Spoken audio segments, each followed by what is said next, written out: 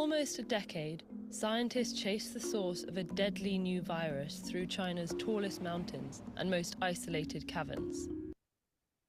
Selama hampir 1 dekade, ilmuwan mencari sumber virus baru yang mematikan hingga ke gunung tertinggi dan gua terpencil di China. They finally found it here, in the bats of Shitao Cave. Akhirnya mereka menemukannya di sini, pada kelelawar di dalam gua Shito. The virus in question was a coronavirus that caused an epidemic of severe acute respiratory syndrome, or SARS, in 2003. Virus itu adalah virus corona yang menyebabkan wabah sindrom pernafasan akut parah atau SARS pada tahun 2003. Coronaviruses are a group of viruses covered in little protein spikes that look like a crown, or corona in Latin. Virus corona adalah sekelompok virus yang meliputi oleh protein berbentuk duri yang terlihat seperti mahkota atau corona dalam bahasa Latin. There are hundreds of known coronaviruses. Ada ratusan virus corona yang telah diketahui. 7 of them infect humans and can cause disease. 7 di antaranya menyerang manusia dan dapat menyebabkan penyakit. Coronavirus SARS-CoV causes SARS, MERS-CoV causes MERS, and SARS-CoV-2 causes the disease COVID-19. Virus corona SARS-CoV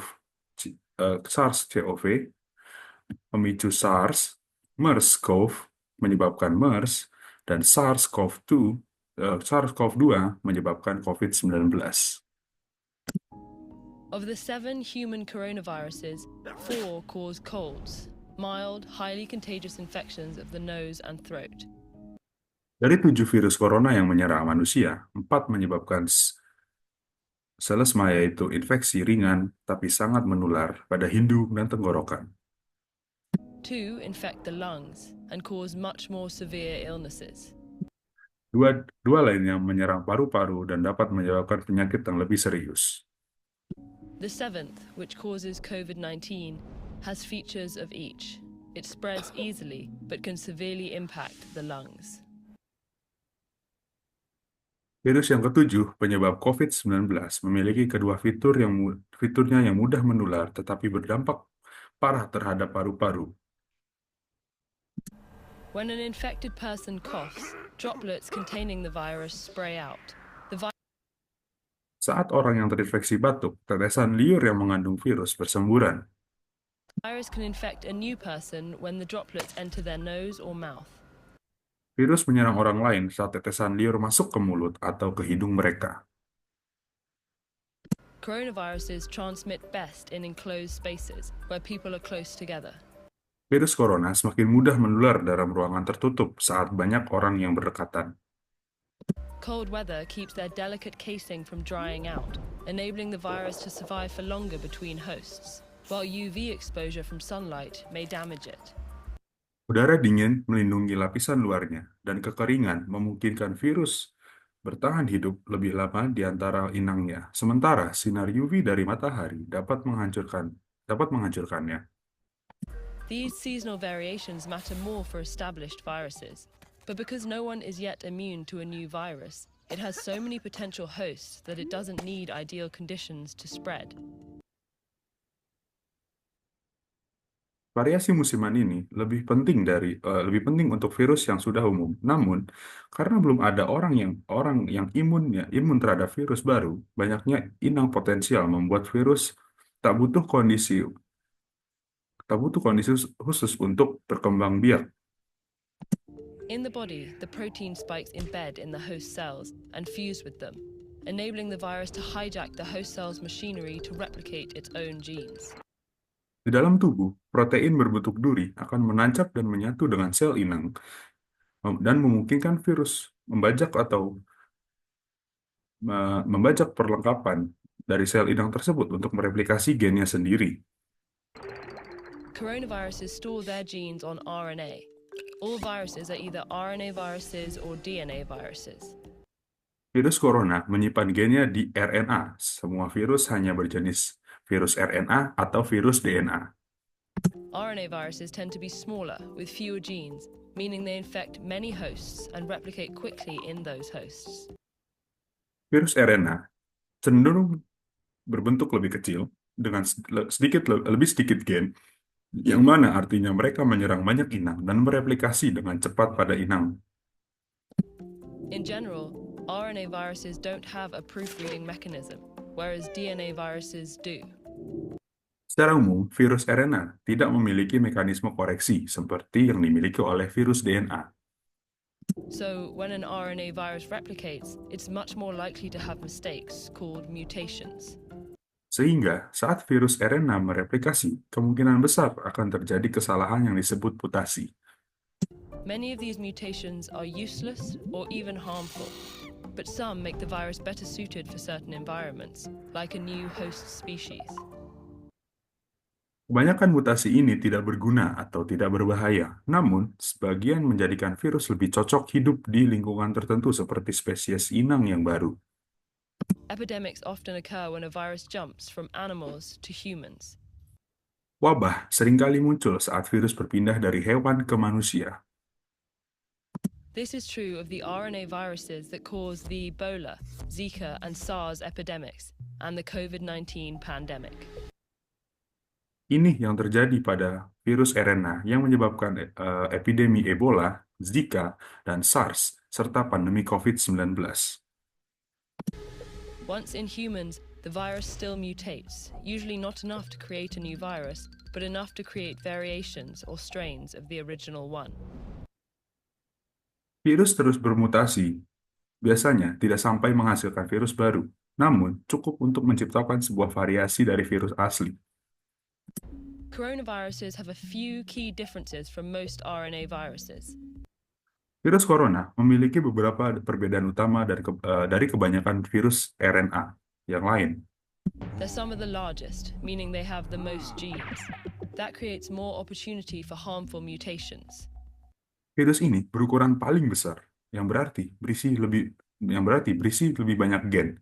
Ini menciptakan lebih banyak peluang timbulnya mutasi yang berbahaya. To counteract this risk, coronaviruses have a unique feature, an enzyme that checks for replication errors and corrects mistakes. Untuk meniadakan resiko ini, virus corona memiliki fitur unik, sebuah enzim yang memeriksa kesalahan replikasi dan memperbaikinya. This makes coronaviruses much more stable, with a slower mutation rate than other RNA viruses. Hal ini membuat virus corona jauh lebih stabil, dengan tingkat mutasi yang lebih rendah daripada virus RNA lainnya. While this may sound formidable, the slow mutation rate is actually a promising sign when it comes to disarming them. Meskipun ini terdengar menakutkan, tingkat mutasi yang rendah sebenarnya merupakan tanda yang menjanjikan untuk menaklukkan virus ini. After an infection, our immune systems can recognize germs and destroy them more quickly if they infect us again, so they don't make us sick. Saat diserang, sistem imun kita dapat mengenali kuman dan menghancurkan mereka lebih cepat saat kita diserang kembali, sehingga tidak dapat membuat kita sakit. But mutations can make a virus less recognizable to our immune systems and therefore more difficult to fight off. Namun, mutasi ini dapat menyebabkan virus lebih sulit dikenali oleh sistem imun tubuh kita, sehingga lebih sulit untuk dilawan. They can also make antiviral drugs and vaccines less effective because they're tailored very specifically to a virus. Mutasi ini juga membuat obat antivirus dan vaksin kurang efektif karena antivirus dan vaksin ditujukan spesifik hanya untuk satu jenis virus saja. That's why we need a new flu vaccine every year. Itulah sebabnya kita perlu vaksin flu baru setiap tahunnya. Influenza virus mutates so quickly that new strains pop up constantly. Virus influenza bermutasi sangat cepat, sehingga bermunculan variasi baru terus-menerus. Slower mutation rate of coronaviruses means our immune systems, drugs, and vaccines might be able to recognize them for longer after infection, and therefore protect us better. Tingkat mutasi virus corona itu lebih rendah, yang berarti sistem imun kita, obat-obatan, dan serta vaksin mungkin dapat mengenalinya lebih lama setelah terinfeksi, sehingga dapat melindungi kita dengan lebih baik. Still, we don't know how long our bodies remain immune to different coronaviruses. Namun, kita tetap tidak tahu berapa lama tubuh kita akan tetap imun terhadap virus corona yang berbeda. There's never been an approved treatment or vaccine for a coronavirus. Belum pernah ada pengobatan atau vaksin yang disetujui untuk virus corona. We haven't focused on treating the ones that cause colds. And though scientists began developing treatments for SARS and MERS, the epidemics ended before those treatments completed clinical trials.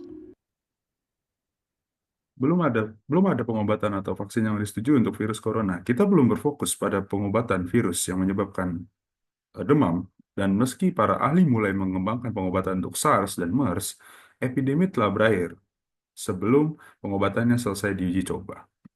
As we continue to encroach on other animals' habitats, some scientists say a new coronavirus jumping to humans is inevitable. But if we investigate these unknowns, it doesn't have to be devastating.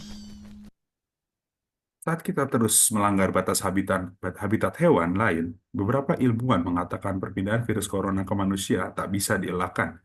Tapi, jika kita terus menyelidikinya, ia tidak mungkin sampai bisa menghancurkan ini. Students and teachers.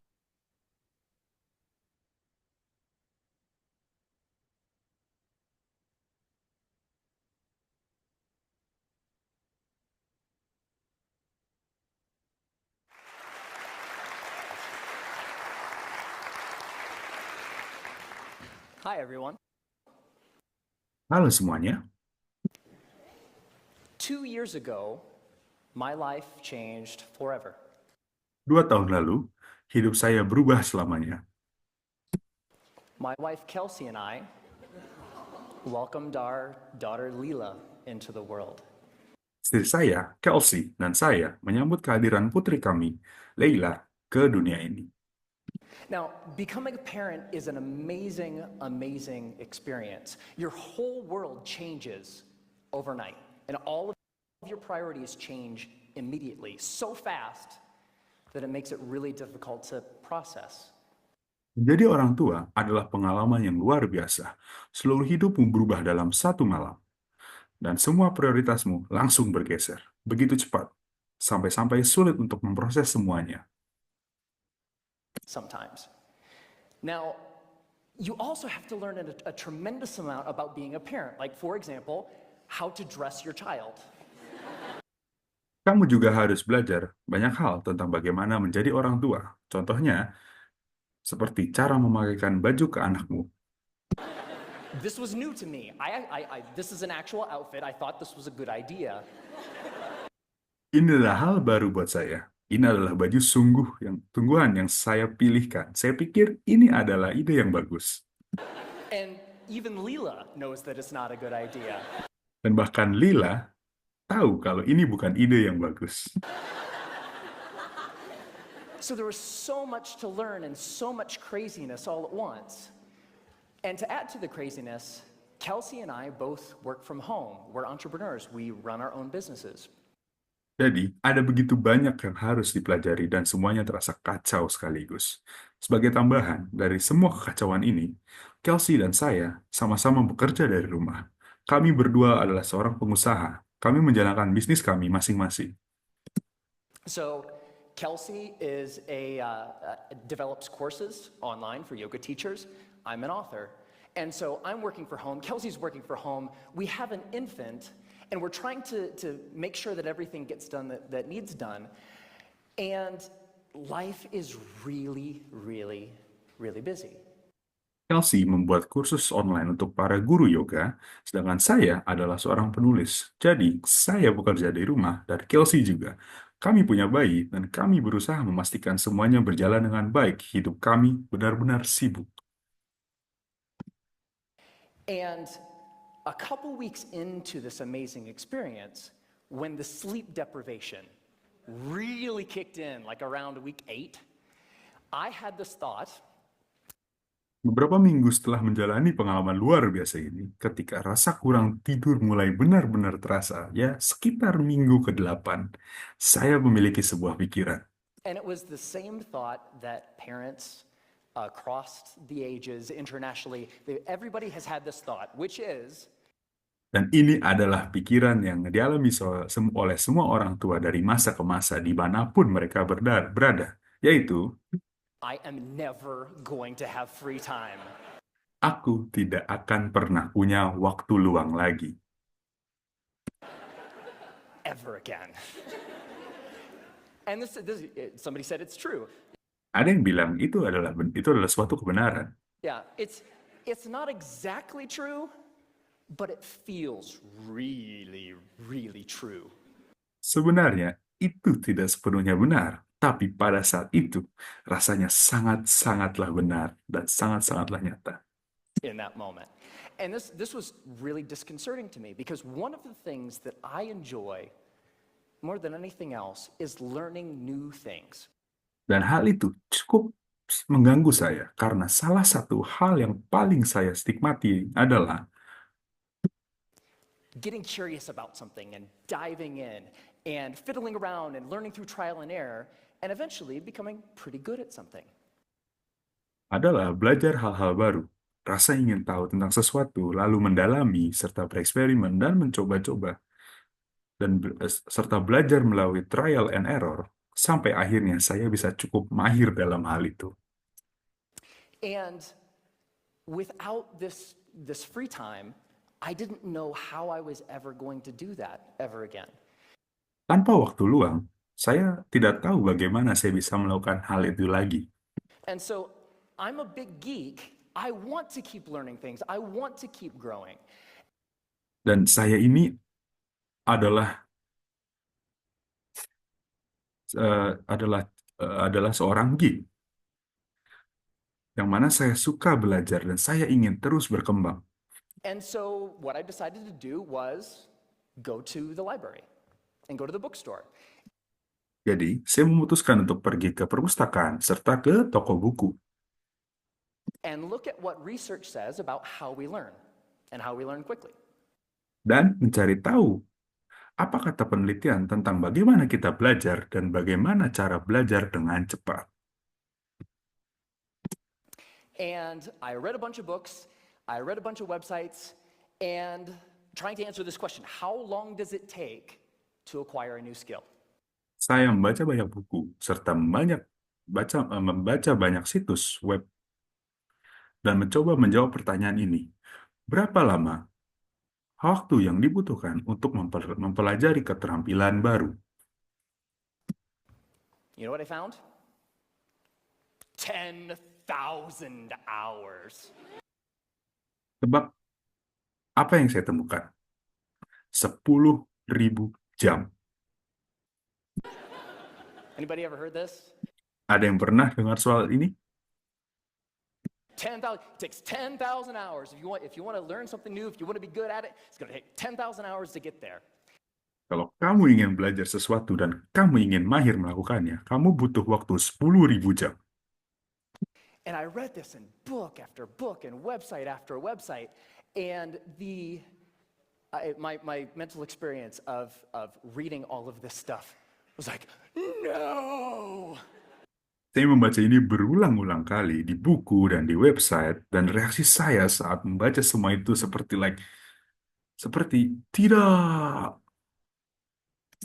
I don't have time. I don't have 10,000 hours.